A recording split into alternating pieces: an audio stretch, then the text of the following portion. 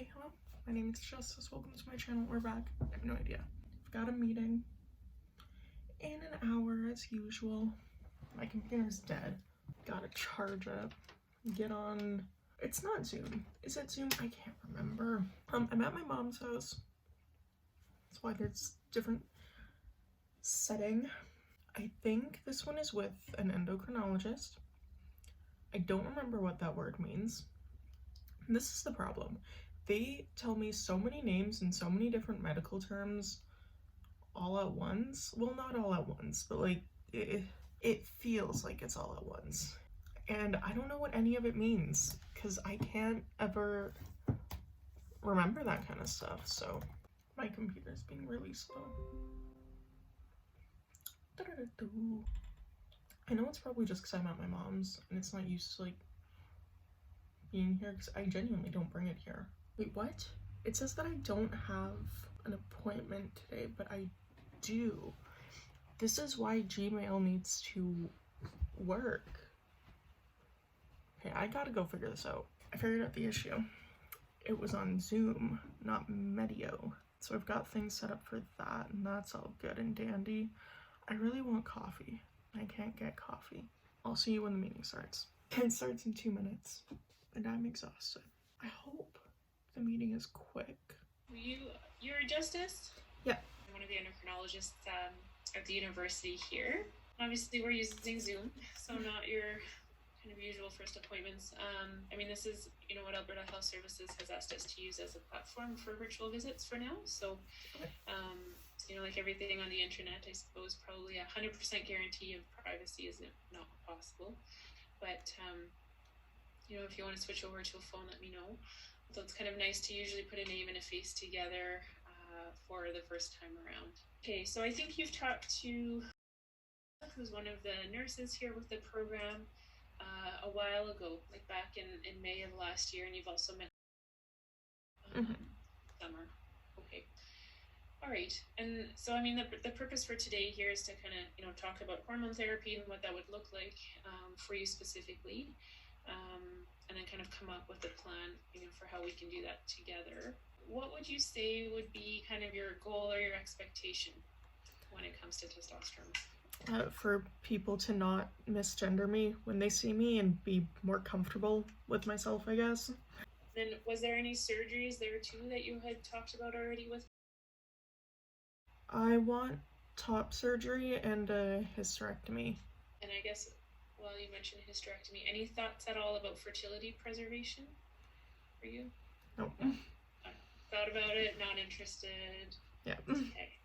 I have a few kind of specific medical questions here, I think, and I think you might have a handful for me, sort of given your heart history. Yeah, which is a bit more unique. Okay, so in the past here, Justice, has there ever been any concerns about any liver problems for you? No. You snore? I think so. Okay, when you wake up in the morning, like generally, I mean, all of us have, bad sleeps every once in a while, but, generally, do you feel refreshed in the morning, or are you just sleepy the whole day? I'm mostly sleepy. Has the question about sleep apnea ever come up for you? I've heard it before, but I'm not 100% sure what it is. Okay, yeah, so it's where when you're asleep, there's some compression, like of the airway, so usually it's kind of weight in the neck, and then your oxygen level falls as a result of that, and in an effort to kind of keep that oxygen level adequate, you end up doing these like little mini wake-ups. You don't fully wake up, but sort of a pause in breathing, then a couple of big gasps to kind of get going again, and over time, you kind of lose quality sleep, right? And it is a bit harder on your heart in the long run. So, it might be worth, if there's anyone that can tell you, if you do tend to snore, or if they've ever noticed any pauses while you're sleeping, like pauses in breathing, or if you find, if you were kind of left on your own for a few minutes and it was quiet, if you consistently fall asleep like that, then probably the screening would be important to do. And have you ever needed any medications then for high blood pressure, high cholesterol, diabetes? No. Nope. Do you smoke? No. And then in terms of medical history for you now, so so you had heart surgery kind of very soon after birth, right? Mm-hmm. Yeah. And that was to repair, I guess, multiple holes, right? So atrial and ventricular defects. Okay. Was it one surgery that you had as an infant, or did you have multiple, do you think? I think it was only one. That's all I've been told, so. And I think you were being followed by cardiology from the stallery. Mm-hmm. But since you've turned 18 now, have you met, or well, a couple of years ago, have you met one of the adult cardiologists yet? They haven't been able to switch me over yet, but my Nana's been talking to them, like calling them more often recently just to try to get it figured out. Because it's been, I think, over a year since they've checked it out, so we're kind of in a rush. And I guess then with the stallery docs, what were they doing for monitoring for you? It was an ultrasound like every year whenever we booked it.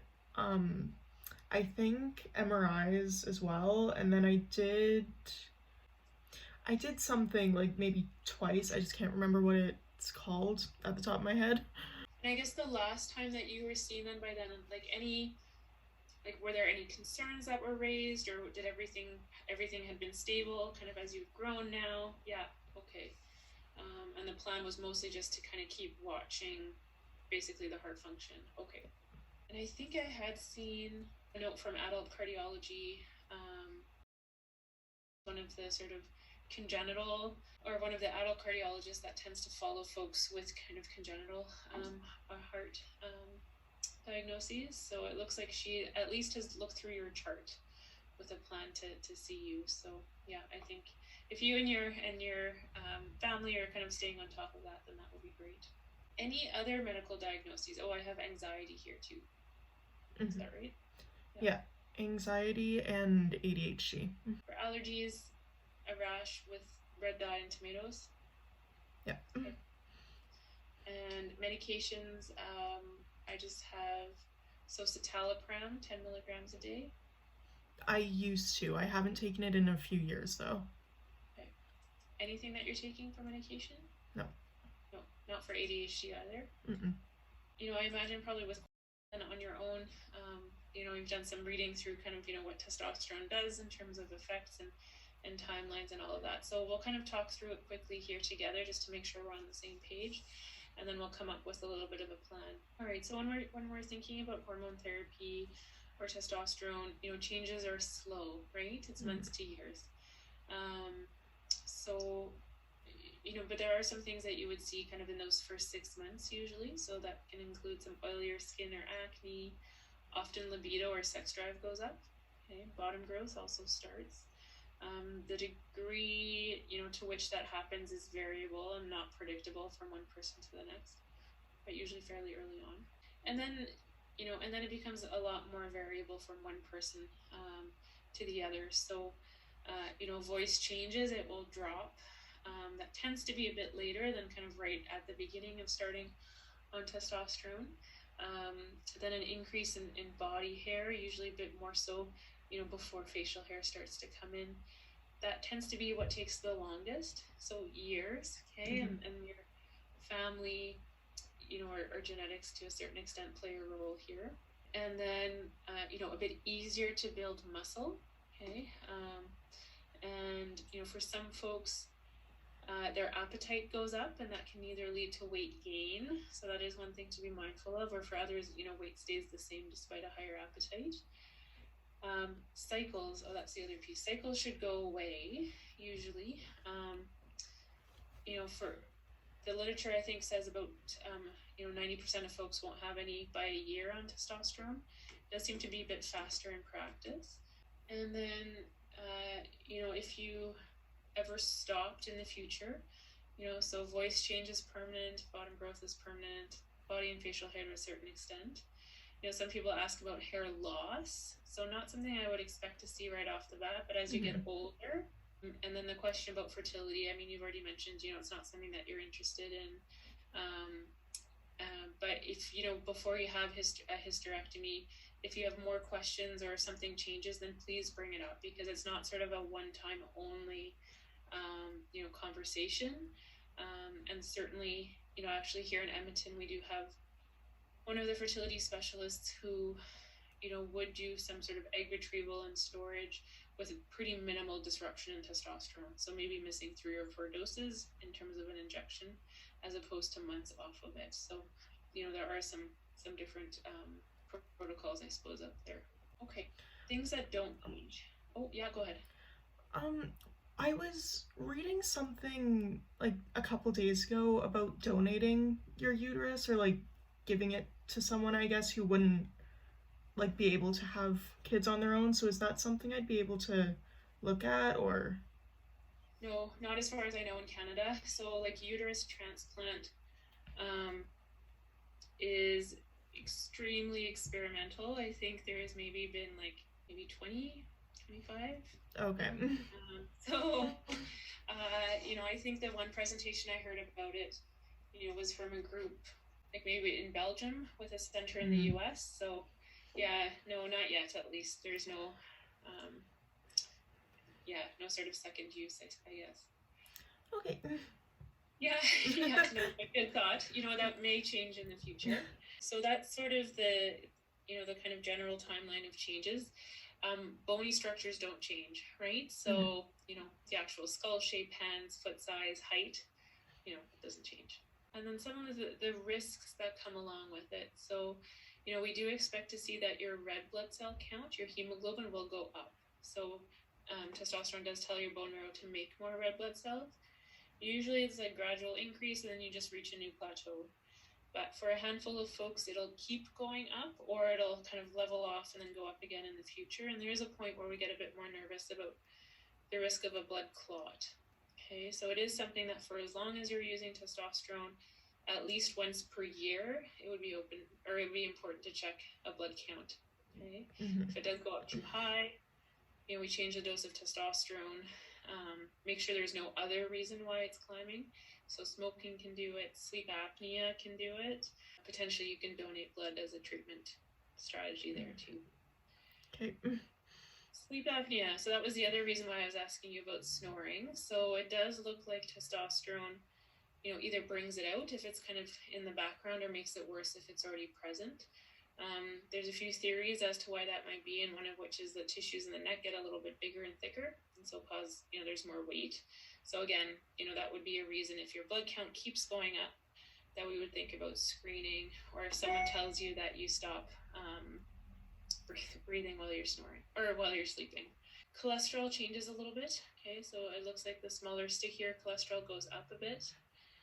The risk of heart disease. So this is, not specifically, tied to your kind of heart surgery before, but heart disease, heart attack, it probably goes up. Okay, so the data here, when they've followed folks now for 8 years, is trending towards a higher risk. So it's young people so far that have been followed that are in their 20s and 30s, where a heart attack or a stroke is pretty uncommon to begin with. Right? But the thought is probably that the risk goes up, and maybe close to that of cis men. What does that mean, really, in a practical sense? So it would be, keeping an eye on your blood pressure, don't start smoking, regularly screening for diabetes, high cholesterol, and managing those, being active, right? And all of those kind of general heart healthy behaviors. So specifically for you, is there anything that's kind of known or that had come out for folks who have like congenital or sort of structural heart diagnoses, or who've needed corrective surgery? So the answer is no. Okay, so there's nothing that's come out specifically to say, in folks who've had surgery as an infant, or who have this, the sort of list of congenital heart issues, that testosterone increases or decreases your risk of anything happening in the future. So not known. Do I think that it would have an impact? I suspect probably not, to be honest. That it would either accelerate if something was going to happen. I don't think that would be the case, that either your valves would change in terms of their function, because I think they're keeping an eye on one valve for you in particular, right? Mm-hmm. I think the important piece here would be, that you're active, right? And that, I think activity will be the most important piece, and that because with testosterone there is the risk of weight gain if appetite goes up, and it does lead to weight gain, then that's again where that sort of weight management piece will be important, just to stay active and try and maintain weight. I do have one other person who's also followed by the Congenital Heart Clinic, who is on testosterone as well. And, there was really nothing there to sort of do or consider differently. But I think it is really important, like you're already, working there with your grandmother, to get you connected and make sure that you're kind of on top, right, of all of the monitoring you have to do anyways. Those are kind of the big things to think about. So usually the way it would kind of work here is I'm actually going to get you to do a bunch of blood tests, okay? Because there's actually nothing on your file for quite a long time. Yeah, because we do need to know sort of where your blood count is to start off with. Same with hormone levels, because we'll use that a little bit over time. And then all of that screening for metabolic stuff, right? So diabetes, looking at your cholesterol, looking at your liver function, all of those things would be important for us to know. So that's kind of piece number one. And once that's done and I have some of the results, then we're good to get started on testosterone. So that's the other decision point for you in terms of preparations for testosterone, right? So it usually boils down to two choices. So one is injections. I have the feeling that, you don't like those, okay? Then the alternative is a testosterone. Actually, there's two, I guess, here. So there is a testosterone gel, which you put on every day. It's kind of like hand sanitizer. So, it's made, has an alcohol base, so it dries quite quickly and then just gets absorbed through the skin that way. It works quite well in terms of getting absorbed. And in terms of physical changes, everything happens the way that you would expect it to. I think there has been some discussion on the internet about it potentially being slower than injectable testosterone. I really can't say that's been, my experience. It's been the same. The downside to the gel, for one, is you have to remember to do it every day.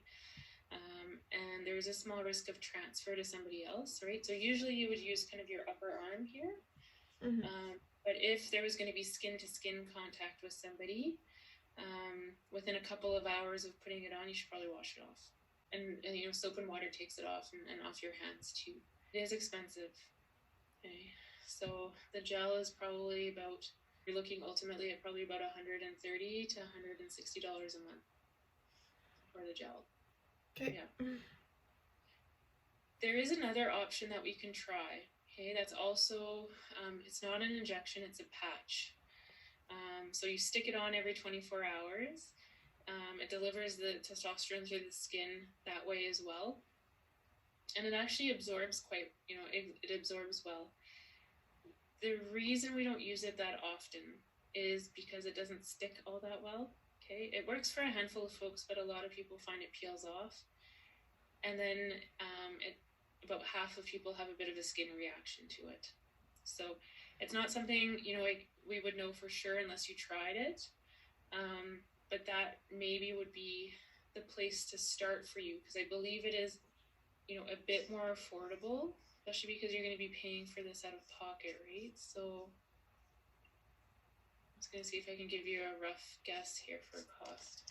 Well, actually, it's not that much better. It looks like it would probably be about, $86 for the lower dose, and then $160 for, the dose I probably would say that we would end up on. The patch tends to be covered by more insurance plans. So I don't know, is there anyone under whose plan you potentially would be covered? I would have to talk to my Nana to figure it out, but we could check. Yeah, it might be worth just figuring out, if there's anybody in your family, that you might fall under for coverage, because it would add up to quite a bit, right? And that's unfortunately kind of where the injections are the most commonly used, because they're also by far the most affordable. I think our next step here will be to get you to do kind of that starting blood work. And so why don't you take the time there to then just have a chat with your grandmother or whoever else in the family, to see if you do have access to any insurance. Think you'd be able to go do a blood test?